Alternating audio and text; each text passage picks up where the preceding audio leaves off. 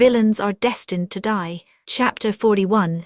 As Lady Dona placed the dessert down, she saw the untouched food in front of me and laughed quietly so that only I could hear. It was clear I hadn't been able to eat anything. Our gazes met, and I noticed that her eyes were full of mirth. "So you want to have a go at me, do you?" I nudged the smallest spoon off the table before she could leave. It hit the marble floor, the metal clanging loudly. Naturally, everyone in the dining room's attention turned to me. "Oh, I'm so sorry." My hand slipped, I said with exaggerated sincerity, glancing at the fallen spoon. "Would you pick that up on your way out?"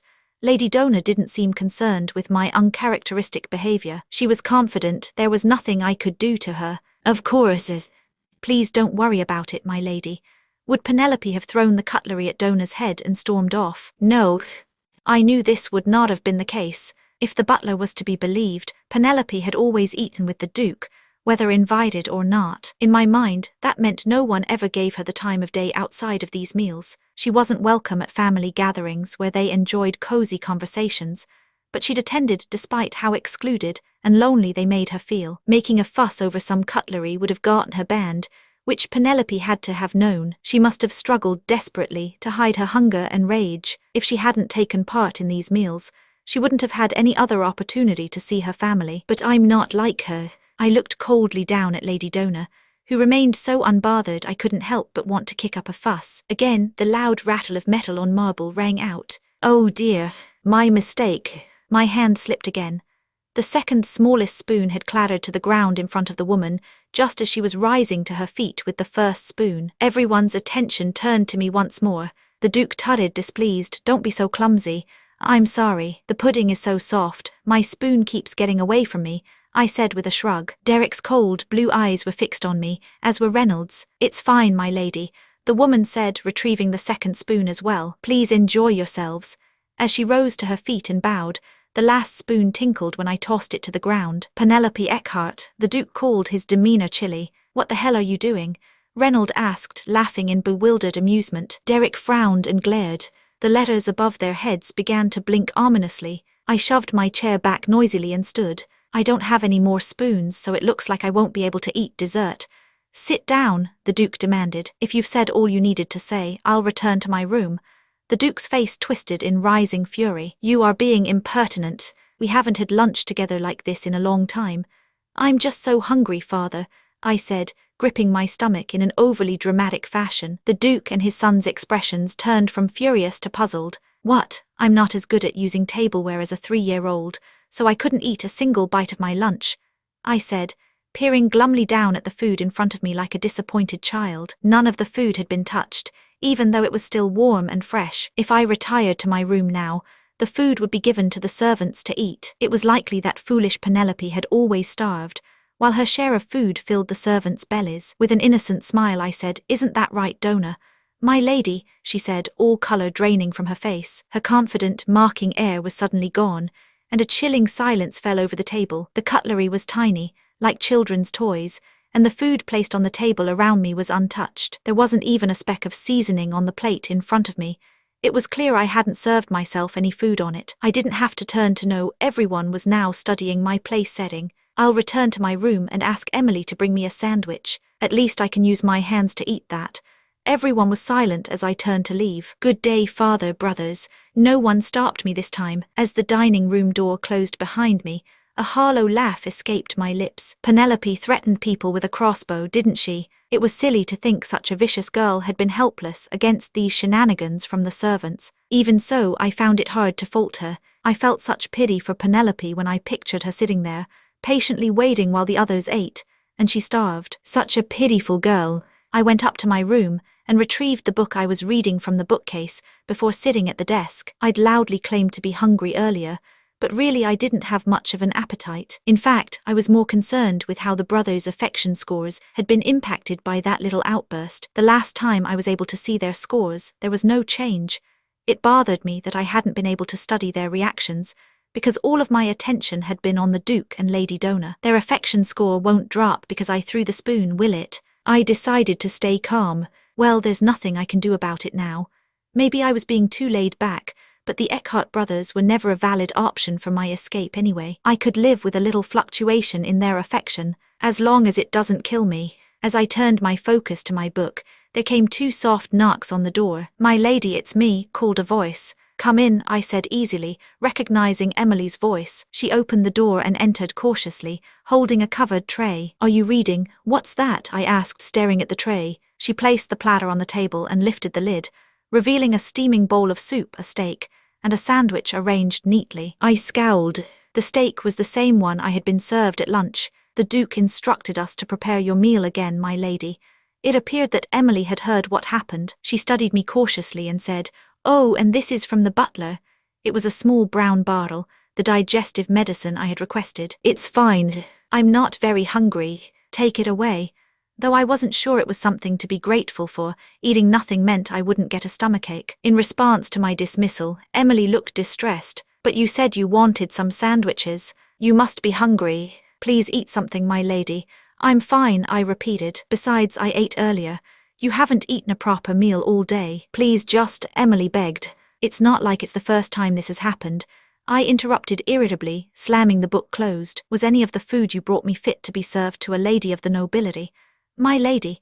Emily clearly had no idea how to respond to my ice-cold fury. I knew I was unfairly taking my anger out on her. After all, she'd worked hard, doing all that was in her power to serve me. I hadn't actually been unhappy with the meals and desserts she'd been bringing me. I was grateful that I wasn't starving. Even so, I was frustrated to no end with the situation that I found Penelope, and thus myself, in. "Take the food and leave. I don't want to look at you right now."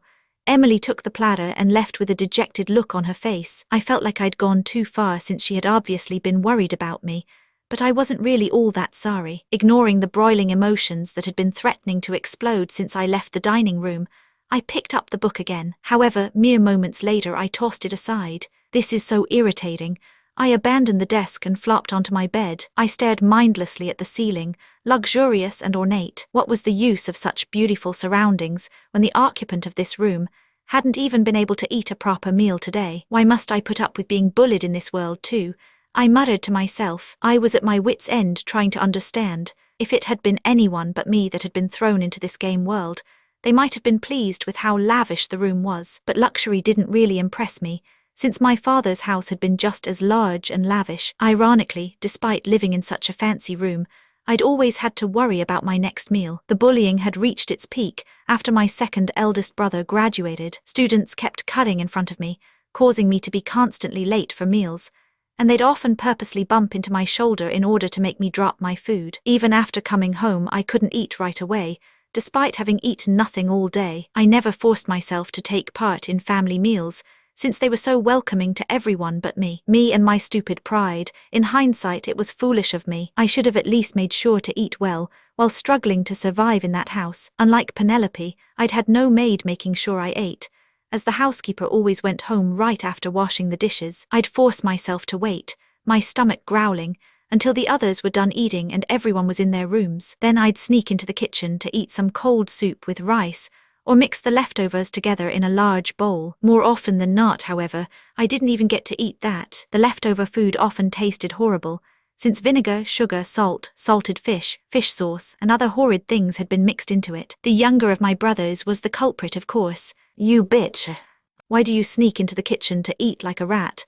He'd pop out of hiding to snicker and mock me. I'd suffered from malnutrition and chronic gastritis all the way up, until I finally escaped from that hellhole. Chapter 42. I really lived like a beggar, I murmured to myself, laughing weakly at the memory. Remembering what my life had been like, I began to think that maybe my current position as the Duke's bogus daughter might be better. As I got out of bed, I told myself, that's enough wallowing in unpleasant memories. I needed to get up and move around whenever my mental state got like this. Sitting still would only make me more vulnerable to my depressing thoughts. I found a shawl and left my room to go for a walk. I was walking down the hallway and making my way toward the staircase when I came across the butler as he descended from upstairs. "My lady," he seemed surprised. "Where would you be headed this evening?" "Outside," I answered simply. "Are you going to East Hill to see the fireworks?" "East Hill?" I asked, just before remembering the place he was referring to. It was the hill Derek had dragged me to not that long ago, where I'd been left to return home on my own. I could only assume that Penelope usually left the manor to see the fireworks on the last day of the festival each year. It made more sense to me then, that the Duke had asked if I would be attending. I wasn't the romantic sort, so going all that way just to see some fireworks didn't appeal to me. Shaking my head, I said, "No, why not, my lady? It's too much effort." He seemed troubled by my lack of enthusiasm. Maybe the older man was surprised, since Penelope hadn't ever missed the fireworks before. I didn't care. A villain was supposed to be capricious, wasn't she? "My lady, they'll be celebrating the Empire's victory as well, so the finale for this year's festival should be even grander than previous years." Fireworks are fireworks. I had no idea why he was insisting on having this conversation. Since he'd been present at lunch earlier, I didn't feel like lingering in his presence. As I began walking away, I dismissed him. "As you were.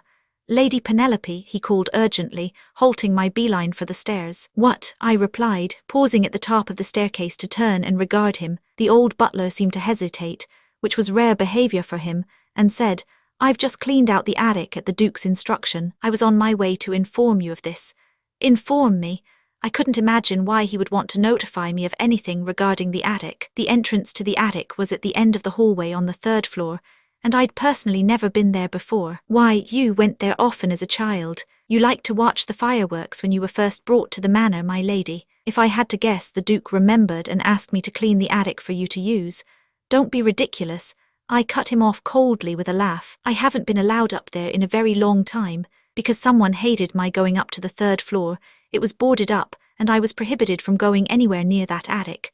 The butler was silent. I usually wouldn't have been so aggressive, but he had caught me at a bad time. The odd similarities between my old life and this current situation were igniting a rage in me that I was struggling to contain. "Lady Dona was fired on the spot, my lady," he said cautiously with an uneasy expression. His brow furrowed. The Duke was highly upset, and she was fired and sent from the manor empty-handed. She didn't even receive her severance pay, as she has been working here for a very long time and comes from the house of a viscount, albeit one on the decline. No further punishment could be given to her. I felt my eyes widen at hearing this news. I stared at him in surprise, and he continued calmly, "But because Lord Derek burned her contract and recommendation letter himself, she'll no longer be able to find work in a noble household." "So, should I be happy to hear this news?" I asked grimly. Though her dismissal was unexpected, it didn't do much to improve my mood. If the problem was so easy to deal with, why had nothing been done sooner? They never did anything to help before. On the contrary, I was threatened and told not to complain, since Emily has worked here for such a long time. Thinking of what Derek had said, even knowing I'd been made to eat rotten food, worsened my mood. "You needn't inform me of such trifling matters. Issues with the staff are none of my concern anyway." The Duke was very troubled by what happened at lunch. He was concerned that you refused to eat anything even after retiring to your room. "So, what do you expect me to do about it?" I swallowed the urge to spit those words at him and forced myself to smile. "Do you think he'll feel better then if I go down and eat something right away?" "My lady, what happened today is my fault," he said, suddenly giving a deep bow. I blinked, surprised, as he continued. "Using the excuse that I was too busy, I failed to ensure that proper care was provided to you, thus the fault is mine. I will accept whatever punishment you desire, but my lady, could you please accept the Duke's attempt to make you feel better at least?" I watched aghast as the butler continued to bow and pleaded. "After you left the dining room so upset, he gave much thought to how he could help you feel better. That's when he remembered that you used to like playing in that attic as a child. You must know that once issued, the Duke seldom withdraws his commands." He was right. It had been 6 years since the incident, which occurred not long after Penelope's adoption, that had caused him to order all the doors on the 3rd floor locked and the rooms prohibited from use. For him to withdraw that order now meant he had been deeply unsettled by the neglect of his adopted daughter. The butler must have felt there was some hope of changing my mind, since I had listened without comment. He bowed again and said, "I have unlocked the doors and cleaned out the attic as best I could. Please don't be upset, my lady." I stared at him expressionlessly. If I were the real Penelope, I'd have been overjoyed at his words. One of the main instigators of her harassment had been fired, and her family was paying attention to her. Her father's trusted servant, whom she hated, was pleading and bowing before her. She would have been intensely satisfied by this turn of events. However, it's too late. I wasn't Penelope. You should have helped her at least once before I came to be in this body. Stupid, pitiful Penelope would have forgiven them everything. It's already too late. The butler caught sight of the devastated expression on my face, his pupils dilating in shock. "My lady," he straightened up, taken aback. "Well then, How could I ignore such a sincere gesture from my father? I was going out for a walk anyway, so it wouldn't hurt to visit the attic after so many years, I said, wiping the scowl from my face. I donned the mask of arrogant Penelope again, my face betraying no hint that I'd been on the verge of tears. Lead the way. Not all the doors on the third floor had been unlocked. There was a set of large double doors in the corridor still sealed away, chains wrapped around the knobs. That must be the female protagonist's room. Penelope's room was very nice, but her room was on an entirely different level, only judging by the size of the door. I didn't find this overly upsetting. How could his adopted daughter expect to be treated the same as his real daughter? It would be silly to covet such a thing. My companion seemed especially cautious as we passed in front of the doors, glancing behind to gauge my reaction fearfully. I gave no indication that I'd noticed. He opened a small door at the end of the third-floor hallway, revealing a stone spiral staircase. They led to a turret that was probably built for wartime, but it wasn't as well maintained as the rest of the manor, as it hadn't been used for a long while. Watch your step, my lady, he said, ascending first. I hiked my skirt up and followed carefully. An attic at the top of a small, narrow turret. It's definitely the kind of secret hiding spot small children love to play around in. The staircase never seemed to end. When we finally reached the top, there was a musty door. It swung open easily at the butler's touch, and I followed him inside, not expecting much since the attic was likely little more than a storage space. Instead, I was met with a fairly impressive room. It was like a small study, one wall lined with bookcases. The far wall housed a fireplace with a cozy couch in front of it, and the closer one held a large, round window. The window was open, and I felt a cool breeze sweep in, tickling my nose. Do you like it, my lady? The older man asked with a satisfied expression as he watched me peer around the room. It's not bad. Shall I bring you some refreshments? No, I'd like to stay here for the rest of the evening. You're free to do that, of course. The Duke has already given you permission to use this room as you like. I was happy to hear it. Feeling a little better, I said in a gentle tone, Thank you for showing me the way, butler. Please don't mention it. I hope you have a relaxing evening. With a polite bow, he left the attic. I swept another glance over the quiet interior, slowly wandering inside. I think I know why Penelope came here so often. It was cozy and quiet, the perfect hiding place for a girl who'd just been adopted and didn't understand why everyone appeared to hate her so much. I went to the large open window and looked outside. The Duke's estate was vast, which meant I couldn't see the city streets like I had been able to at the hill with Derek. But there were no buildings to block the view, the broad sky stretching into the distance and the peaceful scenery below. I sat on the floor in front of the window, instead of on the blanketed couch. The sun was setting outside, and I gazed out over the horizon as it slowly turned scarlet. Then I heard a noise, a voice from behind. Chapter 43. I turned to find my pink-haired brother passing through the doorway, and our eyes met. What are you doing here? Reynolds said, frowning, pausing when he realized he wasn't alone. Ugh, I'm not happy to see you either. I glanced at the letters that loomed above his head and replied coolly, The butler brought me up here. That's not what I meant, he started, looking me up and down with a mocking smile. You're prohibited from the third floor, aren't you? Come on, we both know who arranged it to be that way. Feeling resentful, I shot back primly. That's no longer true starting today. Father allowed me to come up here. Damn, no wonder he was asking about the attic. Why are you here? I was never banned from coming up here, unlike you, idiot, he said, moving further inside. I scowled, seeing him approach. I didn't want my precious alone time interrupted by an unwelcome visitor. I was here first, I snapped irritably. So get out. He wasn't the sort to make anything easy, though. Who said you weren't? He asked, approaching the fireplace without hesitation and flopping onto the plush couch. His eyes were drooping sleepily as he peered down at me. You stay right there on the floor. It suits you very well. Why must you come up here? You've got your own room. I'm the Duke's second son, I can do as I please. God damn it, you bastard. My fists quivered with rage. I wanted to smash one into his face, but I held myself back through sheer willpower. Affection score 10%. Affection score 10%, I chanted inwardly. It had been so hard to gain that affection. I was determined that I wouldn't lose it. Ignoring Reynolds with great effort, I turned my attention back to the world outside the window. Of course, he couldn't leave well enough alone. Why are you sitting there like a statue? I'm going to watch the fireworks, then go, so leave me alone. It's a pity you can't see the training grounds from here, he said, snickering to himself. Today being the last day of the festival and all, the knights retired early. But that slave of yours is probably still there.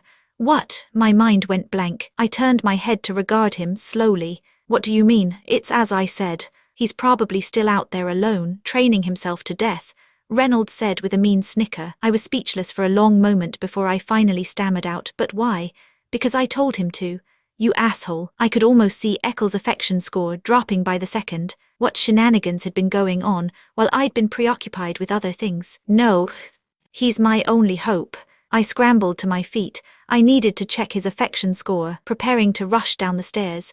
I was prevented from moving when Reynolds grabbed me. Going to see him, he sneered. He was holding my wrist roughly.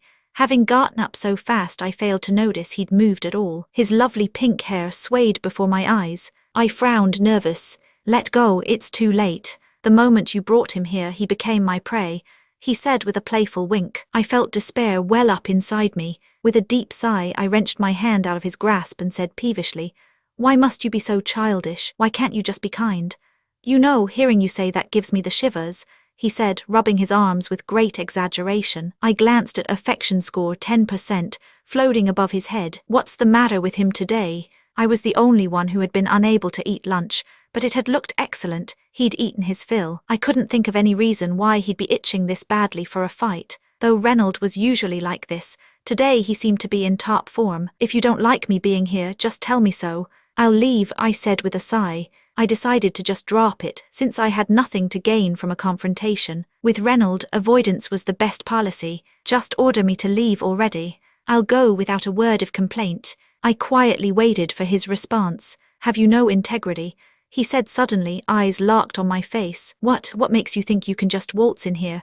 Ha! A laugh escaped me involuntarily. He sounds like the abusive mother-in-law in a drama. I hadn't meant to laugh at Reynolds, but he'd heard regardless, so now rage flashed in his blue eyes. I looked down at the floor, keeping my tone docile. "What do you mean?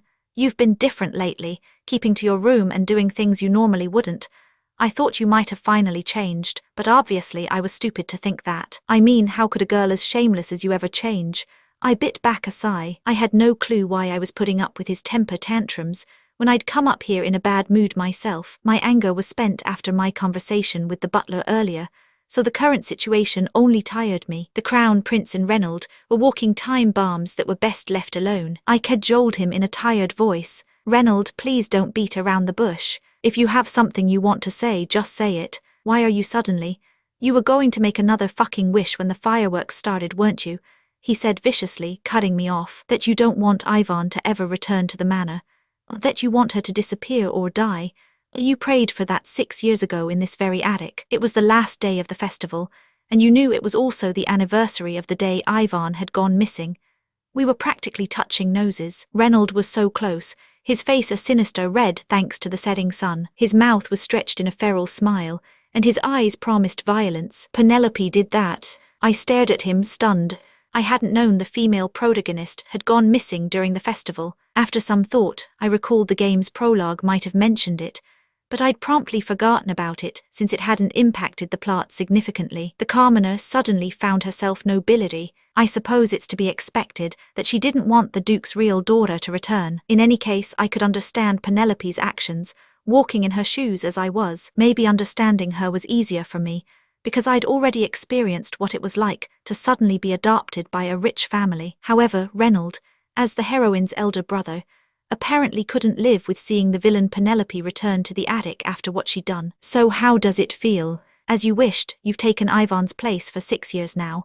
Reynolds was so furious that I was afraid there was nothing I could do to talk him down. He glared as if he wanted nothing more than to kill me, and so I carefully chose the words I would say next. "What can I say to fix this mess and avoid triggering that nasty temper of his?" Today was the anniversary of the day he'd lost his beloved sister, and before him was none other than the evil girl who had thought to replace her. If I act like Penelope usually does, there will only be trouble. Instinctively, I cast my eyes around the room, checking to see if there was anything that could be used as a weapon. I couldn't see anything sharp, not that it really mattered. If suitably enraged, Reynolds could simply push me out the window or choke me, and I'd be done for. I was very young and immature.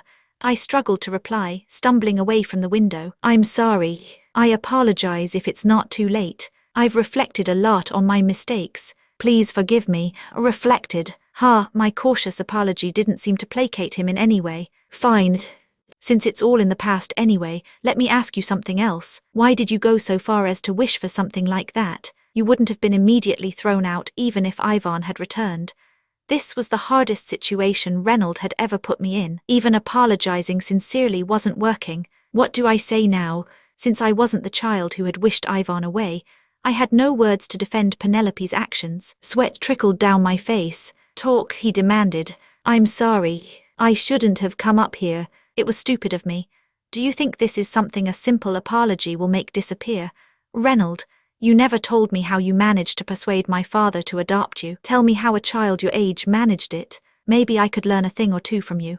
The situation was spiraling out of control, and his affection score gauge flickered dangerously. Reynolds' eyes were turning red as he glared at me, though I couldn't tell whether it was because of the sunset glow or because his eyes were bloodshot. This whole situation was unfair, and I felt my mood souring, but I did my best to remain calm. This situation had the potential to be very dangerous, and if I couldn't get it under control, I needed to run. I spoke carefully. I'm sorry for acting that way when I was a foolish child. You have my sincerest apologies, but your sister going missing had nothing to do with me. I took a deep breath. I came up here today because the butler suggested that I watch the fireworks. He said father had agreed and I wasn't going to stay long. Shut up. Chapter 44. Reynolds shoved a finger in his ear and wiggled it around as if he found our conversation boring. Since you were supposed to be Ivan's replacement, I expected you to at least do a decent job of acting like her. I'd apologized as sincerely as I knew how, but he just continued. Instead, I have to hear about the stupid chimpanzee girl threatening people with a crossbow, and put up with you dragging some worthless slave into the manor, as if you hadn't damaged our reputation enough already. All I got in return for my apology was his contempt and derision. How long do I have to put up with watching you strut around the manor? Reynolds asked with a twisted grin. His expression reminded me of someone. Why do I have to come home to a fucking pauper wandering about the house? A memory of his voice came to me unbidden. I'd never been able to retaliate or point out that I didn't want to see their faces, either. It might have got me kicked out after all. A replacement. Why did he have to drag up memories of the past I'd only just managed to forget? When did you treat me even as well as you would a replacement? My tongue was moving on its own, as though the words stupid chimpanzee girl had flipped a switch in me. Reynolds, who'd ignored my apology altogether, immediately growled back. You were nothing but a homeless pauper, but here you're treated like my father's daughter. What more do you want? Do you expect to be treated like a princess? Like an empress consort, perhaps? Sure, why don't we give that a try? What did you say? Who knows? Maybe if you please me, I'll make an attempt at mimicking your missing sister for your sake.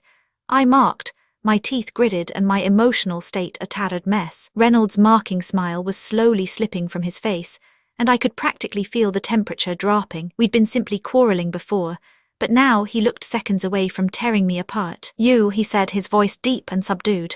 Then the thing I feared the most happened. Affection score -2%. You better watch that mouth of yours. How dare you? Why should I? I have every right to say what I please. I interrupted. What, do you think you're the only one between the two of us who is filled with hate? I could picture a 12-year-old Penelope in my mind. I knew I should quit while I was still ahead, but I couldn't stop. I feel the same way. If I'd known that I'd be starved in this Grand Duke's house, I would have refused to come no matter how much he tried convincing me. Penelope Eckhart, Reynolds growled. How did I force him to adopt me, you ask? There was nothing to it, really. I acted like the homeless pauper you accused me of being. That's enough, Reynolds threatened. Affection score -1%. The affection score dropped again. He appeared both angry and stunned at the same time. It had always been their privilege to use sarcasm and mockery as a weapon against me, after all. I wasn't surprised that he was dumbstruck, since Penelope had always screamed and thrown herself at people the moment she got angry. Maybe he was disconcerted because I'd transformed so suddenly, abandoning my cautious apologies. I was sick and tired of his nonsense. I was so poor that I couldn't even hold a funeral for my mom. I starved for days. Did you know that? Then your father came and asked me to go with him while calling me his daughter. Reynolds stayed silent, so I continued. Have you ever drank rainwater while sitting next to a rotting corpse? Slowly the mental image of Penelope at 12 years old transformed, and all I could see was myself at 14. Or had to eat leftover food out of the trash. What about forcing yourself to eat something so rotten it barely looks like food at all, just to stay alive? You haven't, have you? Not even once. Hey, you ask why I wished that your sister would never return. Affection score -1%. Affection score 4%. His affection score had almost completely disappeared in the blink of an eye. I had to shut up and beg for forgiveness if I wanted to live. I was afraid of going back. But instead of begging for my life, I chose to let the fear and desperation I'd kept hidden away come pouring out. I knew that Penelope must have felt those same emotions when she had prayed to the gods, wishing for the Duke's real daughter to never return. A life where I spent all day looking down, my greatest wish finding someone's leftovers in the dirt. I was afraid of returning to that life. Penelope, Reynolds' voice sounded choked. Speak, I'm listening. My quiet outpouring of emotion was over. I stared at him, chest heaving. I was no longer afraid of dying. If his affection for me plummeted into the negatives, if it came to it, I would die without regret. For the foolish Penelope, who'd grown up drowning in rage and hatred. Finally, Reynolds spoke. I said nothing and waited quietly for the end to come. The numbers above his head blinked rapidly. Affection score 7%. I didn't. Reynolds, his expression rigid, couldn't seem to find words. I understood why. The experiences I'd described were something from a world so very distant from Reynolds' own. He hesitated for a long time before finally speaking. I didn't know you had such a difficult childhood. The tables had turned very quickly. It was now Reynolds who was sweating, struggling to find the words to say. Of course you didn't. Penelope, Reynolds' voice sounded choked. You probably thought I was an evil, manipulative child who plotted to win over the Duke and take your sister's place.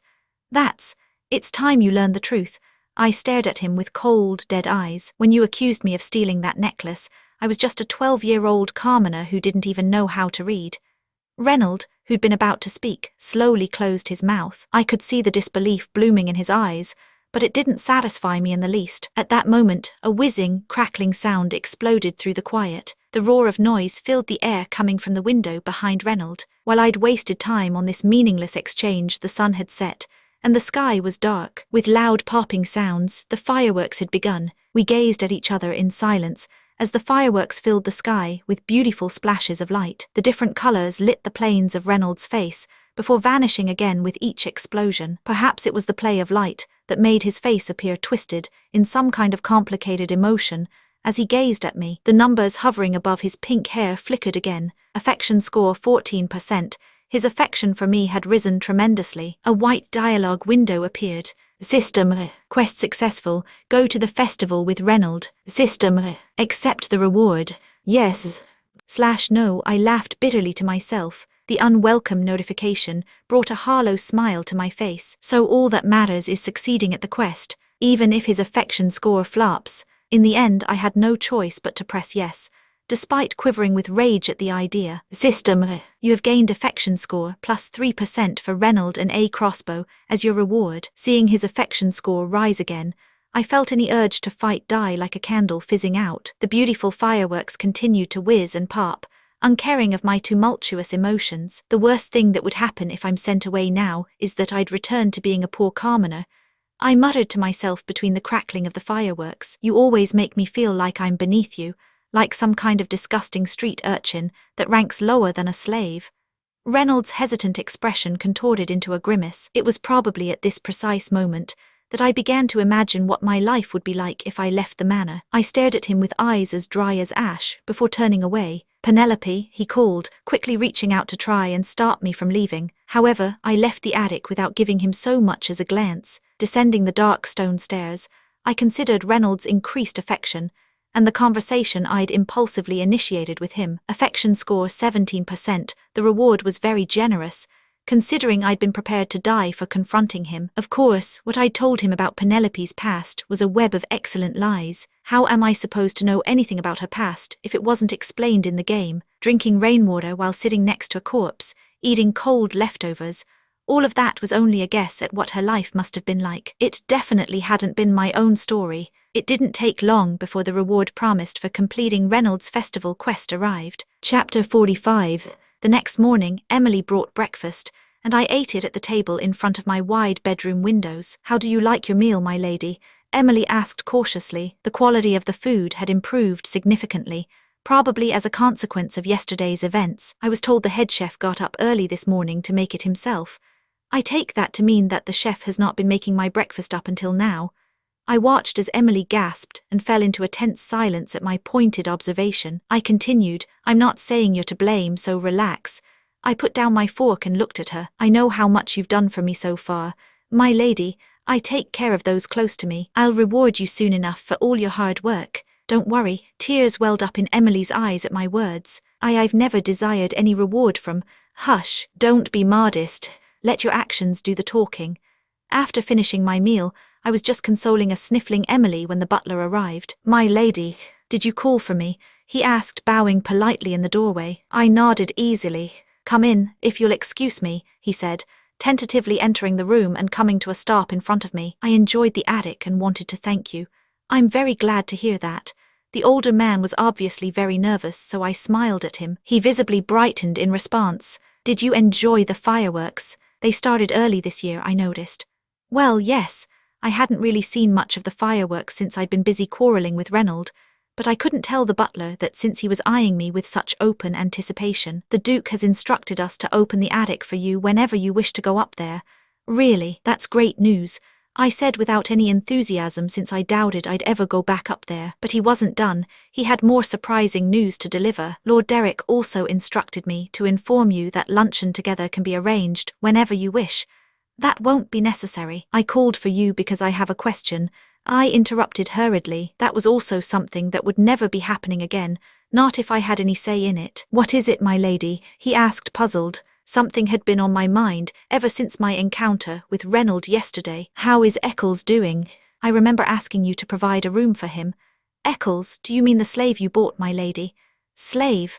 I repeated, my expression going rigid at the butler's natural use of the word. Coldly I asked, have you been referring to him as the slave in front of other people? No, of course not. I misspoke, my lady. My apologies. The man scrambled to deny at my icy tone. Knowing that he'd done his best to please me the day before, I decided to be generous and overlook his slip of the tongue. Where is Eccles staying right now? He's living in the dorms assigned to the apprentice knights, next to the training grounds, and who has been assigned as his teacher. All apprentice knights who entered the Eckhart family's service were assigned a teacher to serve under. Judging by what Reynold had said yesterday, my guess was that he was Eccles' teacher. The butler's response took me by surprise, however. He can't be assigned a teacher, my lady. What? Why, he is a slave, is he not? The older man said hesitantly, no doubt recalling my earlier ire. You were quite firm that you wanted him as your personal knight, and Lord Derek did register him as an apprentice, but the butler was basically saying that anything more than that was too much to ask. Feeling drained, I slumped against the back of my chair. He was right. I'd purchased Eccles from the slave market, but I had neglected to free him. How can we grant him freedom? The butler looked troubled. A new identity can be forged for the right price, or he could perform a heroic deed to earn his freedom. Neither of those things would be easy to arrange, however. Why is that? He comes from a conquered enemy kingdom. I wondered how we could navigate the vast gap in social status between us. How did Eccles become an ordained knight in the game again? I thought, trying to remember. Eccles, through intense training, had reached the level of swordmaster. However, his low status forced him to hide this, and rise no further in the ranks than serving as the personal knight to the Duke's adopted daughter. However, after the female protagonist appeared, he grew to dislike Penelope, who kept harassing her. In the end, he thwarted the villain's plans to kill the female protagonist and provided evidence of her crime, an achievement that elevated him out of slave status. The highlight of the Eccles campaign was when he swore allegiance to the heroine in a secret ceremony, just the two of them, the female protagonist gifting him the Sword of Ages. After killing the villain, he revealed he was actually a swordmaster, and with the full support of the Duke, he received a knighthood from the Emperor himself. Contemplating Eccles' ode to success in normal mode, I suddenly frowned. When did he become a swordmaster then? In the game, it had been the Duke who'd brought him to the manor after seeing his talent with a sword at the slave auction. No matter how naturally talented Eccles was, he could not have become a master of his field without someone to teach him. That means the Duke recognized his potential and made sure he was trained properly. A chilling realization washed over me, my jaw dropping in dismay. I'm in big trouble. I'd brought him here to be my personal guard, but had then ignored him without ever confirming that he had been assigned a teacher. Not only that, but it's on my account that lunatic Reynold has been bullying him.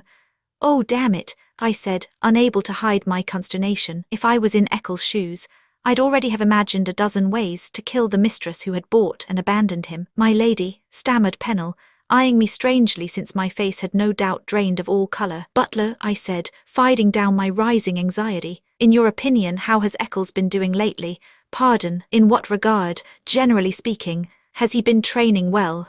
Adjusted to living among the other apprentice knights? Has he seemed angry or upset?" The butler thought for a moment. "He shows very little expression at all, which makes it hard to judge, but it seems to me that he is doing just fine." "Is that so? If I were to guess, the manor is no doubt much more comfortable than the cages slaves are ordinarily kept in. He probably feels deeply indebted to you." I was visibly relieved to hear this. The old man finally had something to say that I was pleased to hear. I'd seen firsthand the way the slaves had been kept at the auction house, trapped behind bars like animals. "Right. Surely the manor is preferable to the auction house," I thought, nodding to myself. My happiness soon came to an end, however, but I have been hearing some complaints from the other apprentice knights. "What complaints?" "From what I was able to gather, some of the knights refused to share a room with a slave."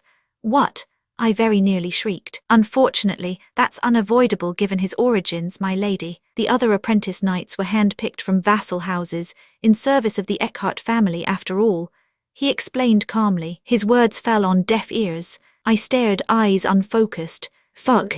I'd been so busy with my own affairs lately that I'd had no clue Eccles was having such a hard time. At this rate, it would be a miracle if he didn't kill me. Never mind successfully completing his ending. "Prepare things for my departure immediately," I quickly commanded. "Pardon, where will you be going, my lady?" "I'm going shopping." "Ah," Pennell breathed, clearly confused by the sudden request. My tone must have sounded too grave for the situation. As he bowed and left the room, he said, "Understood, my lady." One thing I liked about the old butler was that he was quick to react if nothing else. I hurriedly called for Emily so I could get ready to go out. "What is it, my lady?" "Please gather the other maids. I want them to do my makeup as beautifully as possible." "I'm sorry." "Hurry." "Yes." Emily was also clearly bewildered by the sudden request, but she hastily departed to summon the maids most skilled in makeup. I couldn't remain a negligent mistress. Left alone in my room, I glared into the distance with fiery determination. "Operation Don't You Dare Touch Eccles is a go," I muttered maliciously. "You look so beautiful, my lady. You look like a goddess descended from heaven itself." The maids were all aflutter after they had finished darling me up. They might have hated Penelope, but they couldn't hate her pretty face. This time I'd let them do as they pleased to me. I asked in a weary tone, "Are you done yet?" "No, we're still working on your hair. Please stay seated just a little longer, my lady." Emily gently pushed me back into place by the shoulders. It was a long time before I was finally able to escape their clutches. "What do you think, my lady?" The maids' expressions were eager as they bustled me to stand in front of a tall mirror. I looked over my appearance attentively. When asked if I had any requests for my little makeover, my response had been to make me as alluring as humanly possible. The maids had certainly delivered. My makeup was done to look natural and fresh, and my hair was intricately braided in a half-up style. I was adorned in a ruby necklace and earrings that were the same dark pink as my hair. My white dress was dense with golden embroidery, and I had to admit I looked as perfect as a doll. I smiled, embarrassed to catch myself thinking such things. Behind me I heard the maids gasp. With a smile on my face, my normally cold, severe demeanor was replaced by that of an enchanting lady. "I like it." Those simple words caused the maids to all tear up simultaneously. I burst into quiet laughter, thinking their reactions amusing. The maids began to fuss over me again, but I dismissed them and turned to Emily. "Good work. Where are you going looking so beautiful, my lady?" whined Emily, perhaps hoping that I would take her along. "The training grounds," was my cheery response. Time to teach the apprentice knights a little respect. Chapter 46. The weather was clear outside, perfect for luring my number one guy out for an excursion. Once I arrived at the training grounds, I stood and watched from afar rather than approaching, gently fluttering the fan Emily had given me. The House of Eckhart, as one might expect from those referred to as the Blade of the Empire, regarded the knights' training as sacred. They could not be interrupted for just any trivial reason. I don't want to have my head almost chopped off like last time either. To my relief, I was correct to wait. Training was in full swing. I hid amongst a nearby cluster of trees, peeking through the branches to watch. Some of the knights were sparring in pairs, while others did laps dragging heavy metal balls behind them. There were also those who were attacking training dummies with wooden swords. I recalled that usually, Only the apprentice knights used wooden weapons. Focusing on that general area, I searched for Eccles. When I finally found him, my face immediately fell into a terrible scowl. Why is he training alone and off to the side? He looked so tragic. Unlike the other apprentice knights, who had formed a neat row, Eccles was standing a distance away all by himself. I'd heard that the others had rejected him, but seeing it with my own eyes left a bitter taste in my mouth. As I watched him train, however, that feeling was soon beaten away by the loud cracks reverberating from Eccles' sword. The fresh-faced apprentices practiced whacking the dummies and stabbing critical points. Unlike them, Eccles didn't just stab and strike at the dummy, he was practically destroying his. Each stroke of his blade was audible as it sliced through the air. When he swung his wooden sword, the life-size dummy was cut down as easily as dry grass, hay erupting in all directions. He wasn't just cutting at it with the blade, but attacking with his pure brute strength, which the dummy simply wasn't made to handle. Whoa, is that what it takes to become a swordmaster? I wondered, though I didn't know much about swordsmanship at all. I realized that I was greatly mistaken to be so impressed only moments later. The hay had come clean off the wooden rod at the center of the dummy, and Eccles' wooden sword made a loud cracking sound as it smacked against it. His sword broke clean in two, and Eccles stood stunned, staring at the now separate pieces of his sword. "Hey," someone shouted. "Fuck, how many times must you break your sword? Are you going to pay for a new one, you son of a bitch?" The person yelling rushed at Eccles and without warning kicked him in the belly. "Damn it, don't you dare. You're going to shorten my lifespan." I almost rushed out of hiding, but caught myself at the last moment. It was probably better to observe a little longer and get a good sense of the situation, rather than reveal myself right away. Eccles didn't hit the ground, as was to be expected from someone cast as the main character. He simply stumbled a few steps back before righting himself. However, the man who'd kicked him only seemed more angered by this. "Get on the ground," he shouted. "I'm sorry. I'll try to be more careful. You've already broken more swords than I can count. Do you know how hard it is to look the second in command in the eye and tell him we need to order more swords again? Shut up and get on the floor." When Eccles didn't respond, the man shouted again, "Get down, you bastard. I am in the middle of training. I will accept my punishment after training is finished," Eccles said, bowing his head. From the looks of it, the man who was starting a fight with Eccles was the knight in charge of managing the training equipment. Eccles was not being unreasonable. It was commonplace for training equipment to break, which was why they were usually purchased cheaply in large quantities. It was incredibly unfair to embarrass him over a cheap wooden sword and threaten to punish him like this. However, Eccles seemed very used to this behavior based on how he responded. Seeing his expressionless face, I realized I was in deep shit. Well, look at you. You're a fucking slave. What do you need to train for? Get down right now. You're pretty confident, huh? The man's anger seemed to grow as Eccles made no move to obey. He stopped shoving at Eccles' shoulder and moved on to prodding Eccles in the cheek. "You chose the wrong mistress, you idiot. Her time is numbered, you understand? She can't help you. Once our Lady Yvonne returns, that fake will be out on the street. Do you think she'll have time to care for a slave? I'll bet she has her hands full keeping her own head above water.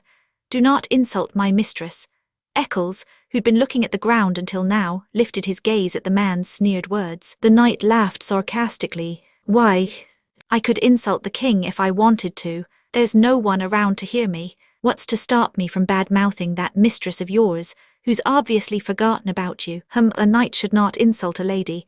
Yeah, touching words, slave. Now shut up and get down already. Goddamn, stubborn until the end are you? Hey, grab him," he shouted to the other knights who had gathered around. They all seemed to be of one mind and had been watching with amusement. They rushed to grab Eccles, who did not resist. He simply stared into the distance with dead eyes. I understood why Eccles was behaving this way. I told him to make everyone at the Duke's house accept him. He probably feared that if he fought back, news of him causing trouble might reach me, which then could cause me to send him back to the slave market. The knights shoved Eccles to the floor. They brought out a straw mat which they threw over him. "Hey, step on him. Kick," shouted the main instigator with glee, but I'd seen enough. Approaching him silently from behind, I took the closed fan and slapped him over the back of the head with the only weapon available to me, my fan. Who the hell? Hello there. Despite not raising my voice, it carried across the noisy training grounds. "The Duke's daughter," the man gasped, His nasty snickering cut short as his eyes widened to the size of saucers. All the knights who'd been holding Eccles down froze at his stuttered exclamation. Only just now noticing me, some of them stared slack-jawed, amused by how ridiculous they looked. I surveyed them slowly until I locked eyes with Eccles, who was face down in the dirt. His dead, ash-colored eyes widened slowly, obviously surprised to see me. Affection score 27%. I was relieved to see his affection score had risen. Apparently, I'd chosen the correct moment to appear. I slowly, deliberately met the eye of every knight present, adopting a nonchalant tone. Looks like you're having a good time with my personal guard. Would anyone care to explain? No one volunteered, of course. The usually clamorous training grounds had fallen deadly silent, and even those not involved in the confrontation had paused, gazing in our direction. I pointed my fan at the man I'd smacked. What is your name? Me, my lady. Yes. What is your regiment? The 1st Division, I asked impatiently. I'm Mark Albert from the 2nd Platoon, 3rd Division.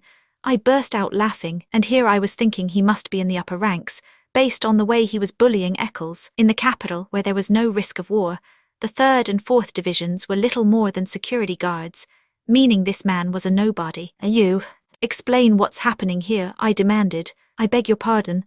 I've been watching, and it seems to me that you were the one who started all this.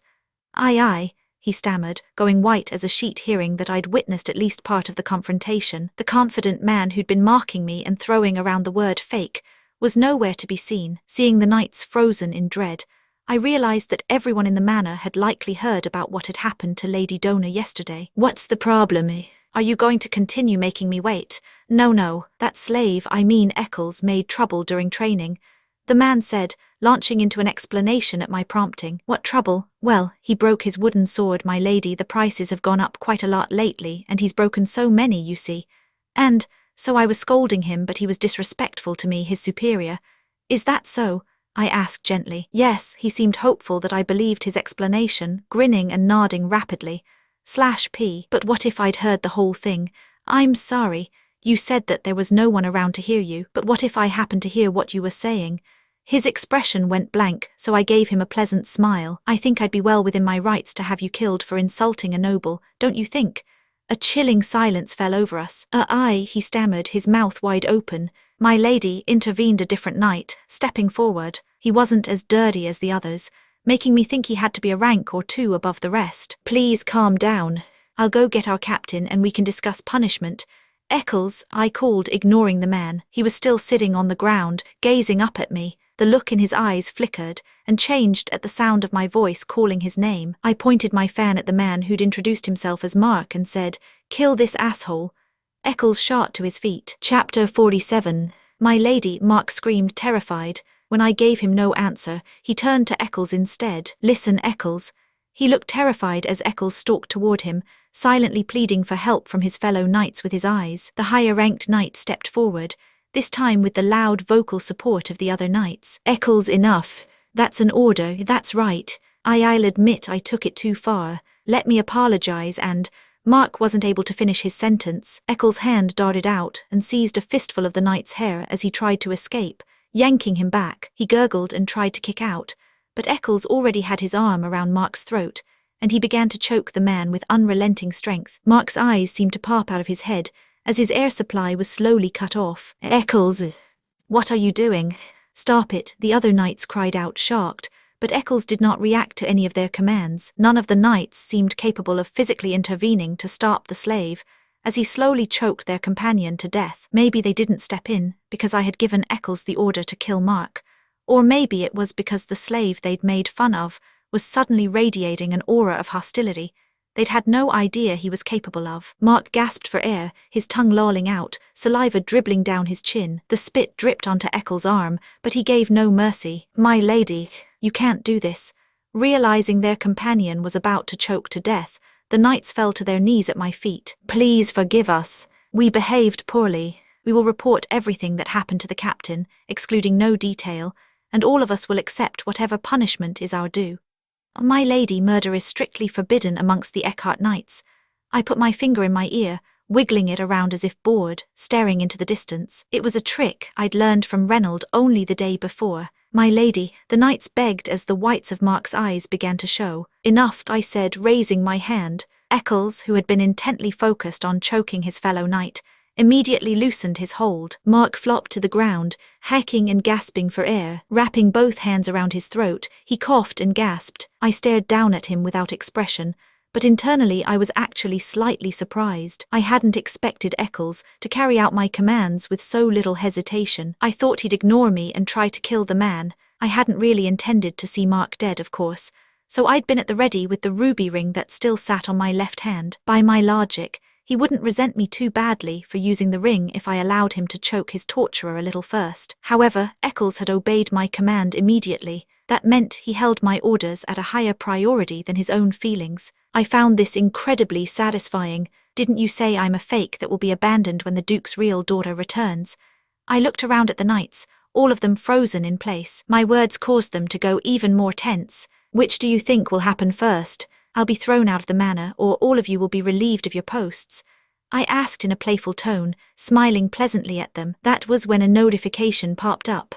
System, your relationship with the occupants of the manor has declined. You've lost 5 reputation points as a result. Total 10, sadly. My reputation had taken a hit, but the knights were not love interests in the game I was playing, so frankly, I didn't care. I turned to the only male protagonist present. Come here, Eccles. He came straight to my side. Let's go. With the hand that didn't hold the fan, I took his wrist and led him from the training grounds. Affection score 32%, though his face showed little emotion.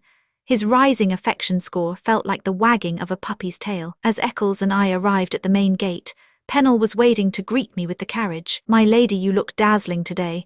Are the preparations complete? Yes, we've prepared a carriage equipped with protection and tracking spells. You already have someone to guard you, so... The old butler glanced at Eccles, who stood behind me, and continued, We've selected a mage employed by the house to be your horseman. Should you be in any danger, he will teleport you directly back to the manor. Just like Winter, mages did not often or easily reveal their identities, and thus hiring their services was very expensive. It was rare for even the royal family to call on a mage to serve as a horseman, so this is what the Duke's house is capable of. I was pleased to be treated so well, but acted unmoved. Well done. Oh, one more thing. The older man retrieved something from his jacket and handed it to me. The Duke says that since you haven't gone out in a while, he wants you to enjoy yourself. It was a blank check. I looked at it with surprise, not expecting the Duke to still be so concerned with the events of the day before. He wouldn't be so generous if he knew about the trouble I just caused at the training grounds. I hesitated, unsure if I should accept. Please take it, my lady, the butler encouraged. You haven't even called on any merchants lately. Well, all right. I suppose there would be no harm in accepting it. I pushed aside my concerns and accepted the check. Tell my father I'm extremely grateful. Of course. I turned to the carriage. Eccles, who'd been waiting quietly, followed immediately. I paused in front of the open carriage door and held my hand out to him. He stared at it silently, unmoving. Was he reacting like this because I'd neglected him for too long after bringing him here? Eccles didn't seem to think that he needed to offer his help, like a real personal guard would. Silly. In situations like this, you should offer your hand to help the lady up. I chided him, crinkling my nose playfully. There was the faint gleam of a strange emotion in his ash-colored eyes. But I'm a slave. No, I corrected him immediately. Right now you are my personal knight. What do you think you should do now then? I said, wiggling my hand gently before him. It was the hand with the ruby ring. Eccles gave a faint smile, taking my hand and going down slowly on one knee. His manners were so perfect that even the butler seemed taken aback. He stared deeply into my eyes. Please step on me, mistress. I'll help you up. My lady, shall we head to the clothing store first? Asked the horseman when Eccles had joined me in the carriage. No. Take us to the weapons trader, I said offhandedly, resting my chin on the windowsill. Before long we were off. Since the carriage was enchanted, it drove almost as smoothly as a car. I was watching with interest as the scenery whizzed by, when I heard Eccles murmur softly from the opposite seat. Why? I turned and found that he was staring at me. His eyes were unreadable as he said again, Why, didn't you come to see me all this time? It was an unexpected question. I studied his face, wondering if he resented me for letting the knights harass him like they'd done today, but I could glean nothing of what he was feeling. Were you upset? I asked him directly. I intended to just apologize if he said so, but his reply was not what I expected. You promised. What do you mean? You said you would come to see me often as my reward for training hard. Ah, I bit back a groan. I'd forgotten the reason. I'd avoided going to see him. The frightful memory of that rainy day came rushing back to me. I waited for you every day, Eccles murmured, almost in a whisper, unaware of what was going through my mind. Was I mistaken, or did his usual blank expression seem despondent? I tapped rhythmically on the windowsill, searching for an excuse as to why I didn't go to him. I was displeased, she said. Seeing the confusion on his face, she clarified. You lied to me, Eccles. What? His eyes grew wide. He was so handsome that I'd say he was as pretty as a doll, if not for his constantly dead, emotionless expression. You told me that no one was harassing you, and yet look at what has happened to your pretty face, I said, reaching out and caressing his cheek. He flinched and backed away. I laughed when I saw his grey eyes dart around, flustered. Back then, there really wasn't anyone harassing me back then, Eccles insisted urgently. Sure there wasn't, I thought to myself, when he'd swung at me that day on the training grounds. He'd been aiming to deliver a killing blow, so I didn't believe him. He was turning out to be quite cheeky. In any case, that reward is off the table. You didn't inform me that anything like the events of today were happening.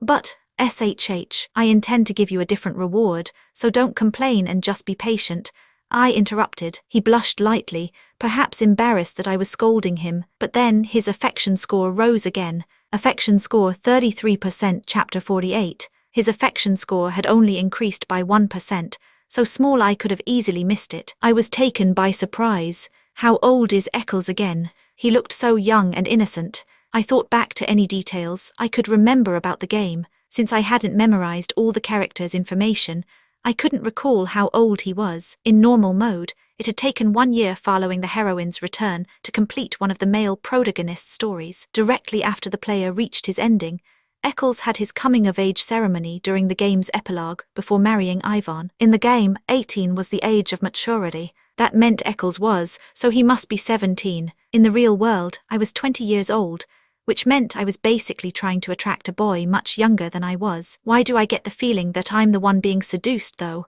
The blush had faded from his cheeks, but I was still examining his face closely when the carriage came to a stop. My lady, we've arrived at the Merchant Guild. It was time to reward my cheeky slave. Welcome, the owner of the weapons trade, who dashed out to greet us as soon as he saw the Eckhart insignia on the carriage, bowed as deeply as he could. Is it true that this is where the best magical swords in the Empire are sold? I asked. That's right, my lady. We also sell all kinds of rare weapons, you name it and we're likely to have it. Eccles, let's go. I called to him where he was standing silently next to the carriage, blinking. He hesitated to follow, as if convinced he wasn't allowed to go inside. Hurry up, I urged, and he came to stand behind me with no further ado. Do you have any wooden swords enhanced with magic? I decided to address the most pressing need first. The merchant looked puzzled by the request. Wooden swords, my lady. We have some, but enchanted ones. You don't have any? I asked, frowning. The butler had recommended this weapons trade because it was famous, but it seemed I had wasted my time searching them out. If you desire, they can be custom made. The man rushed to reassure, no doubt noticing my displeased expression. It's very rare that someone would go to such lengths for a mere training sword. Most people only use real swords once they reach a certain skill level. I cleared my throat awkwardly, embarrassed. I'd made it too obvious that I knew nothing about swords. We don't have any enchanted wooden swords at the moment, but we do have weapons made of very old wood that will never break. He continued. Let's go inside then, I said. We entered a room filled only with training swords. I barely listened to the merchant's constant chatter, instead looking around curiously. If I was honest, they all looked the same to me other than some minor differences in color. Do you like any of them? I asked Eccles, leaving the choice to him. He shook his head, however. I'm not sure. You don't like them? It's not that, it's just that they look no different from the ones we have at the training grounds. I can just use those, mistress. That can't be true, shouted the merchant urgently. All the swords here are so sturdy, they compare to a real sword. We have swords made from the royal foxglove trees grown in the forest of the fairies, which are so sharp that they'll cut clean through even hay. No matter how good they were, it was of no use if Eccles didn't like any of them. It can't be helped then, I said with a sigh. The merchant, who'd been producing various wooden swords, paused, seeming to think I liked none of them. May I suggest you peruse some of the real swords instead then? What are you talking about? Pardon. I want everything from there to here, I said, indicating the entire length of the room with my pointer finger. Send it all to the Eckhart manor. I supposed it would be nice to have a stockpile of extra swords, just in case any of them broke. Next on my shopping list was training attire. Perhaps because he was so tall and handsome, Eccles looked exceedingly attractive in his new outfit. "They look all right," I said with feigned nonchalance, circling him. The excited merchant simpered and flattered. "Of course. You won't find anything better in the entirety of the capital. Do you like them?" I asked, belatedly realizing I hadn't really asked Eccles for his opinion at all. He stared at me, then asked in a voice devoid of emotion, "Do you like them, mistress?" "Huh, are they merely all right in my mistress's eyes?" I had a feeling that he'd refuse the clothes if I told him that was the case. "I picked only things that suited my taste. Of course I like them, but I'm asking your opinion, Eccles." I laughed softly, adding, "It's not like I'll be wearing them. If you like them, then so do I." "Really? In that case," I started, pleased by his cute response. I turned toward the merchant and said, "Then send all of these as well, 3 of each type." The merchant's jaw dropped. "Yes, of course. Right away, my lady. Now then, shall we go and buy a real sword?" I asked, clapping my hand lightly before turning away. The merchant hurried after me. "Mistress, I already have enough," Eccles said, quickly moving to stand in front of me. "What is the matter?"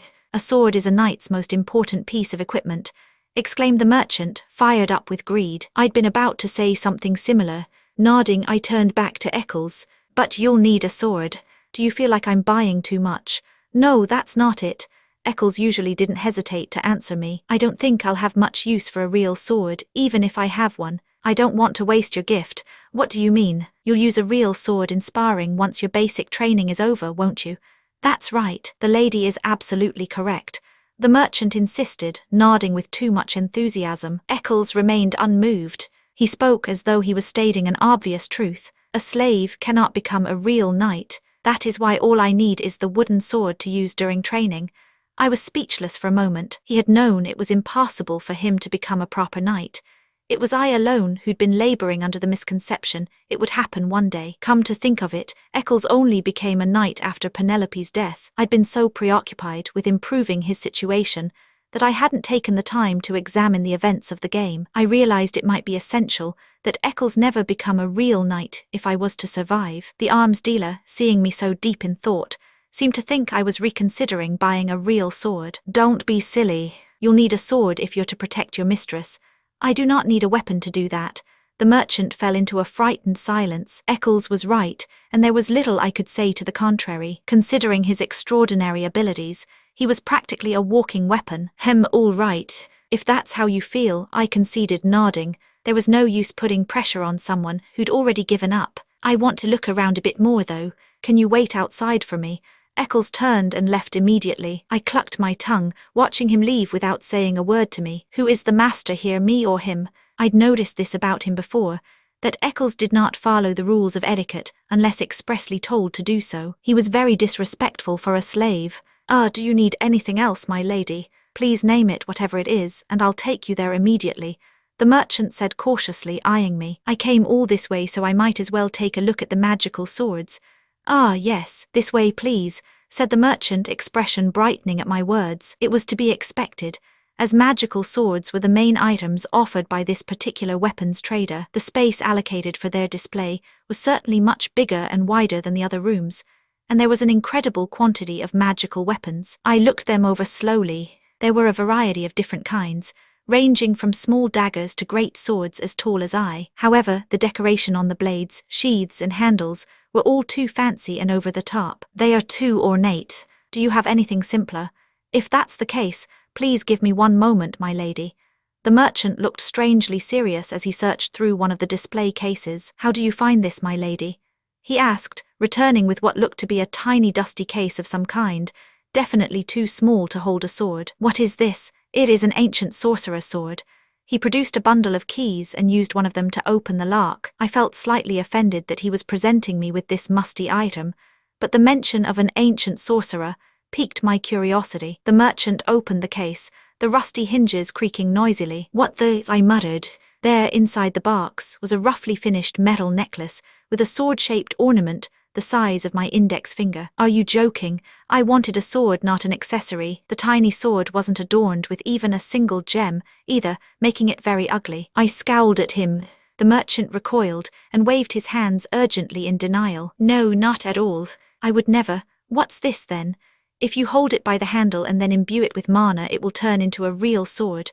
Chapter 49. The merchant gripped the tiny sword between his index finger and thumb and held it out to me. It looked like a children's toy, and I was having a hard time believing it could actually turn into a real weapon. I eyed him with deep suspicion. Then that means people with no mana are unable to use it, I said. All knights who have trained for long enough are capable of using at least a little mana, otherwise they wouldn't be able to use magical swords. I'd let my ignorance show again. Clearing my throat, I quickly changed the subject. I'm not certain if Eccles has any mana. Don't you worry, my lady. I've been selling weapons in the capital for decades. I guarantee you that, slave. He began suavely but faltered when he saw the glare I turned on him. I mean, your guard had a powerful aura about him. In fact, I've never seen anyone like him in all the 30 years I've operated my guild. Is that so? Of course, my lady. I suddenly felt the urge to brag that he'd be a swordmaster one day but refrained. This sword is very rare, and I bought it in the black market for a very steep price. However, it's very expensive, and most knights prefer the more ornate items. The merchant sniffled, cradling the accessory like it was a baby. It hasn't been enchanted with anything, but it is made of a very rare ore. I have no idea how anyone managed to get their hands on it, but the sword is made of iron mined by the long-extinct dwarves. Is that a good thing? There's no longer any way to mine this type of iron, as it remains a secret the dwarves took to their graves. So it must be a good thing then. I nodded along quietly, not really following most of what he was saying. In addition, any mana inside the blade becomes undetectable when it is shrunken down, making it impossible for anyone to identify its true form. Comes in handy when you're somewhere that having a weapon is not allowed. Like the palace, for example. The merchant nodded, looking around him cautiously. He then whispered, "It's perfect for assassinating someone." He was exaggerating. Who would use a magical shape-changing sword to assassinate someone when they could use poison or a dagger? I didn't bother pointing this out, however. I like the sword quite a bit. It's a weapon others won't be able to see, but one you can keep on your person at all times. I'd been thinking about getting him a small dagger, but perhaps this was better for Eccles. He could use anything as a weapon anyway, whether it was a magical sword or a toy necklace. I'll take it. My deepest thanks, my lady. I can't believe our most precious sword has finally found a suitable owner. The merchant looked almost teary-eyed. Would you like me to send this to the manor with the other items? No, I'll take it with me. Moments later, I'd finished paying for the goods and was about to leave when something glimmering in the candlelight caught my eye. What is this? It was too fancy and elegant to look at home in a weapons shop. There was a tiny, circular token, filled with riding, glittering jewels embedded in the middle. I'd never seen anything like it. Oh, that's an amulet, the merchant informed me. An amulet, yes. The hunting tournament is coming up, is it not? It's popular among the ladies these days. They buy it as a token for family members or lovers taking part in the hunt. Is that right? What does it do? The round disc is imbued with a spell, and the gems are also magic stones. The spell will activate automatically should its wearer be in any danger. What kind of spell? That depends on the amulet. Most are equipped with defensive spells, but some will teleport the wearer to a safe location. Well, that sounds quite convenient. Most amulets have adhesive spells applied to them, so you can attach it anywhere you like on your body. The merchant attempted to reel me in, immediately latching on to my interest. Would you like a closer look? I nodded. A while later, when I left the building, I held 3 fancy new amulets colored gold, silver, and bronze in addition to the necklace meant for Eccles. Did you have a good time, my lady? The horseman asked, rushing to relieve me of my shopping bag, despite it being the reticent Eccles' duty. The bag contained the amulets, while the gift for Eccles was hidden in my breast pocket. Where to now, my lady? There's a quiet lake to the west, isn't there?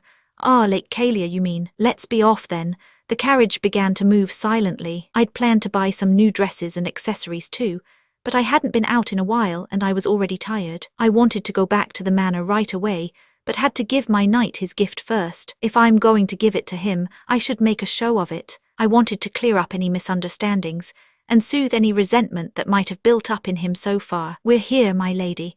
The lake must have been close by since before long the carriage was pulling to a stop. I got down from the carriage with Eccles' help. He then naturally fell a few paces behind, fulfilling his duty to protect me. Walk together with me. It's lonely walking alone, I said, gracefully extending a hand. He hesitated, then softly grasped only the very tips of my fingers. I could barely feel his hand in mine. Tudding, I grabbed his hand tightly and felt him flinch. Glancing sideways, I saw him ducking his head. Unfortunately, his affection score didn't change. Holding hands, we walked silently along the well-worn path for a time, before finally arriving at an observation deck built above the lake. It was obviously a popular spot for couples, but perhaps because it was a weekday afternoon, there weren't that many people around. I rested both my arms on the railing and gazed out over the lake. A soft breeze carried the refreshing smell of the water to my nose. I attempted to make conversation with him as we stood there, but he neither admired the scenery nor attempted to respond to me. "Do you feel a little better?" I asked. His ash-grey eyes, which had been staring into the distance, slid to my face. He looked puzzled. "You had a bad morning," I reminded him. Eccles didn't respond right away. I urged him to answer, and he finally spoke reluctantly. "It was nothing." I knew I had erred in this whole situation, so I asked carefully, "How often does something like the events of this morning happen?" "It's never happened before." "Eccles," I reproached with a sigh, "please don't think I'll be fooled by those lies. I told you, didn't I, that you should make everyone at the manor accept you? I'm not scolding you because you haven't achieved that yet. I just want to help because this problem is something beyond your control. Does Reynold bully you often?" Eccles was silent, shooting me an odd look. I began to grow anxious. "Tell me how Reynold has been treating you. I want to try and make things better for you." "How?" Eccles said, tilting his head. What can you do about the knights?" Words failed me. It sounded like he was being sarcastic, but his lifeless face betrayed nothing. "Nothing will change as long as I am a slave, mistress. If you truly mean to help, please ignore what's happening to me. It doesn't matter anyway."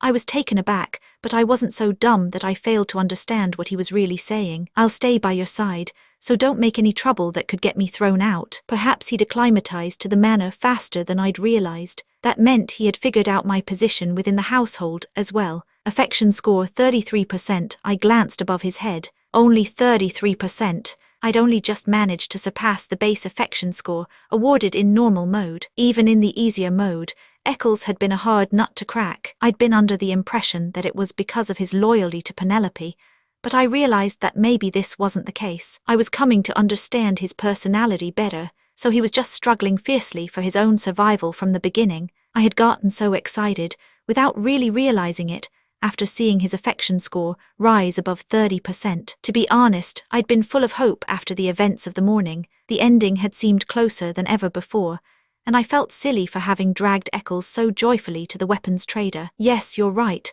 I should have known nothing was ever that easy." My voice sounded dispirited, even to my own ears. "You must know now how people see me at the manor." Why hadn't it occurred to me, while trying to judge if he was trustworthy, that he might have been wondering the same thing about me? "I don't have the ability to free you from slavery right now," I continued, "and there's no perfect solution to stop the bullying while you remain a slave." As Eccles had said, there was little I could do. I could go to the Duke and tell him that bullying was running rampant among the knights, but it was meaningless to hope for change. The Duke isn't happy that I bought a slave at all. There's no way he'd concern himself with his problems. I gave up on trying to sweet-talk Eccles. "But I'm going to keep you with the other knights," I said in my usual arrogant tone, face devoid of emotion. "Your swordsmanship has to improve in order for the Duke to pay attention to you. Don't you agree? So just endure. Keep training and advance your skills. I'll come and mess with the knights every now and then like I did today." Chapter 50. I could grind the lowly knights into the ground, but I couldn't do anything about Reynold, the instigator of all the bullying. I wouldn't pretend like I was capable of fixing the situation any longer. I was also struggling through life day by day, trying to stay afloat amongst the constant harassment and derision. "We're leading rather pathetic lives, you and I both." I laughed hollowly, devoid of any real mirth. Why had I chosen such a wretched character to be my escape from this world? It was because we shared the same grim fate. I'd also known from the beginning that it would be easier to ingratiate myself to someone who had little, as opposed to someone who wanted for nothing. For someone like me, battered by life's hardships, handing Eccles a surprise gift with a lovely smile, like the female protagonist would have done, had never been an option. I realized that now. I relaxed the tight grip I had on the necklace, holding it out to him. "Here, take this. It may look like a toy, but it's actually a sword. Just hold it by the handle and imbue it with your mana."